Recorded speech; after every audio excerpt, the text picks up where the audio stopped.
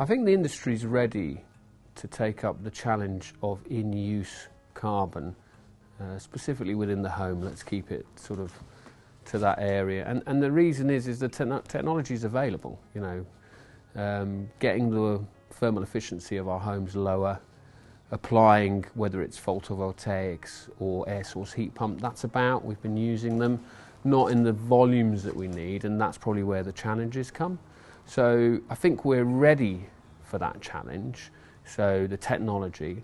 I think the key issue with actually delivering it is that currently we don't have the capacity, both in skills available to install or in the capacity to manufacture the volume that we need of those technologies. I think the other one is, you know, skills around professionals, you know, people being able to apply the M&E and how all the pipe works and everything works. So I think that's another big challenge. The other one is very much, as I see it, the capacity. So PVs or air source heat pumps, you're suddenly going to ramp up how many you need. Now, we are talking about major companies, you know, Mitsubishi and Daikin for air source heat pumps and for the PV. So again, I think they can do it. But again, they will have to have a journey, a roadmap to that point. So I think together, given the right time frame and hopefully a roadmap from government towards net zero for homes, I think we can do it. But I think there are some key challenges within that journey. I think embodied energy is one that we don't know enough about. I mean, I was in a meeting just the other day where we were talking about the embodied energy of the different technology types, so timber, steel and concrete. And one of the key points that was made is that we don't have the right information to be able to do those calculations. We don't have the right framework. So I think embodied energy is probably a bit further out and needs a lot more work to it.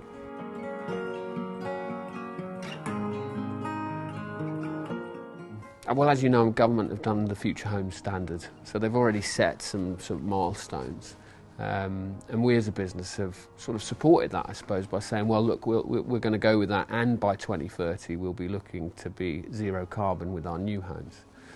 To do that as a major business, we know the challenge that come with actually delivering that successfully, and the key for us is we're pulling together a roadmap.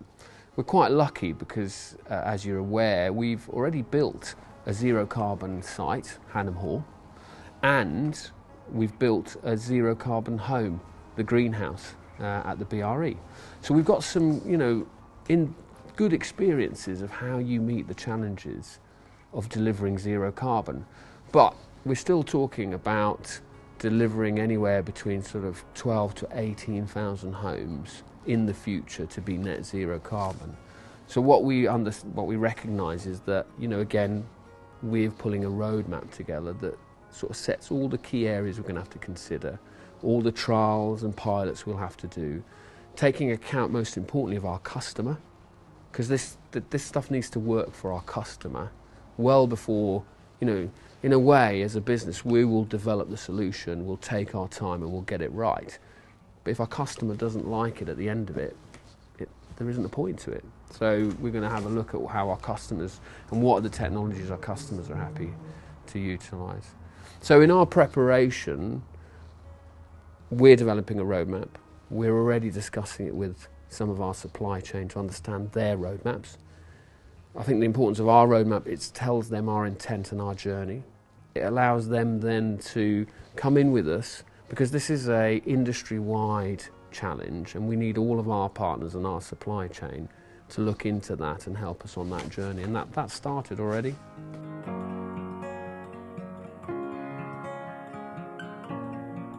What we've done is initially we've had some conversations with probably some of the key stakeholders within that net zero carbon journey, and we've advised them and taken on board their points and their key themes. I think what's critical in industry is that zero carbon, the journey to zero carbon and what it means to us as individual companies is very different, and our challenges are very different. But actually they all integrate together to deliver the final solution. Now yes, as house builders and as a developer, I'm at the end of that, so it's important that they do all come together for me to deliver my product to home to a customer. But I do also have to recognise that they will have challenges that I won't understand because I'm not in their industry. So we've already started to have those conversations to try and help us better understand their challenges and their issues to hopefully help. And I think that, so far it's very early days because, as I said, government need to give us clarity. And so what we've currently said is when we get, or as we go towards net zero in 2030, what are the key things that are stopping you? You know, is it materials? Is it skills? And if it is, what would you need from us, if anything, to help? And again, if I'm honest, most of them will say to us, if you can define a clear roadmap of how you're going to get there, we'll align with you. And that's why I say, you know, sort of government setting a clear roadmap, us setting a clear roadmap, just helps the supply chain get behind it, because then they can start making investments.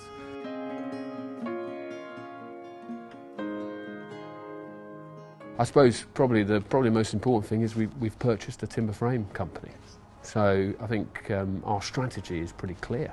We've 5 years we've been developing our timber frame approach because, again, as with the zero carbon, we've done it robustly. We set a roadmap. It's about training. It's about skills. It's about bringing everybody on board.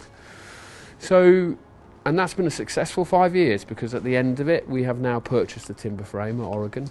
And now we're looking at, you know, how we deliver more timber frame. You know, our use of MMC is growing, and you can look at our annual accounts to see that. And of those MMCs, timber frame is the dominant one.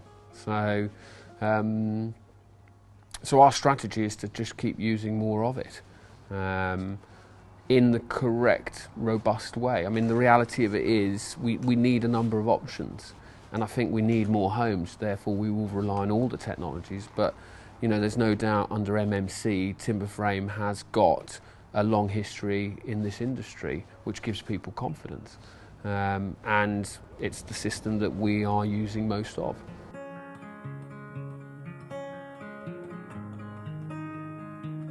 So I think there's the now, there's sort of the quick win, and then there's the long term. So if I start with the quick win, I think the quick win is that, you know, we've got this bow wave of people wanting houses. I mean, you know, the housing industry and the sector, when you read all of the reports I'm seeing, are saying that, you know, we can't make enough homes to sell.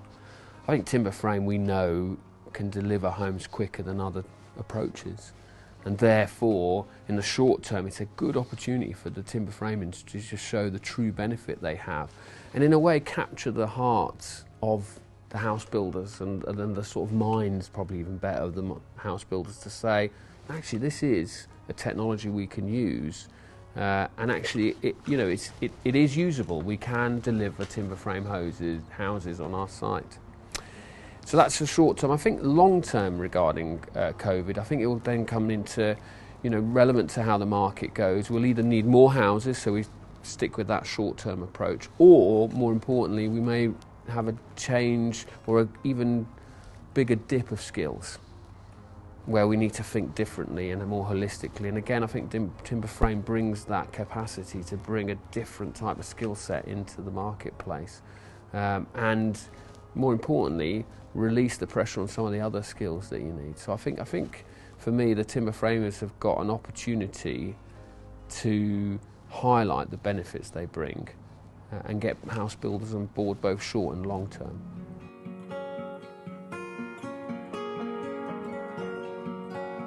So we've talked about net zero carbon, but we've got to remember that there's a whole raft of other things coming. We've got electric vehicle, you know, the whole approach of electric vehicle. We've got electric only homes, you know, so that's a big one. We've got, you know, net biodiversity. We've got, you know, there's a lot of different carbon challenges coming and electric-based challenges.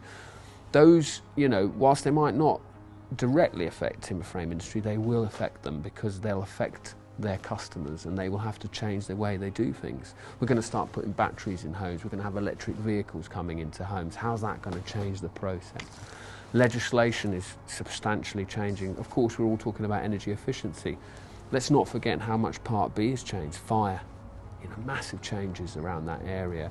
You know, air tightness, air quality, acoustics. All these things are really, you know, The challenge for industry now is that regulation is constantly changing. The way we build homes is going to change, and the complexity specifically around the technical requirements of building those homes is going to just get greater. And at the end of the day, we have to do all that and still deliver more homes.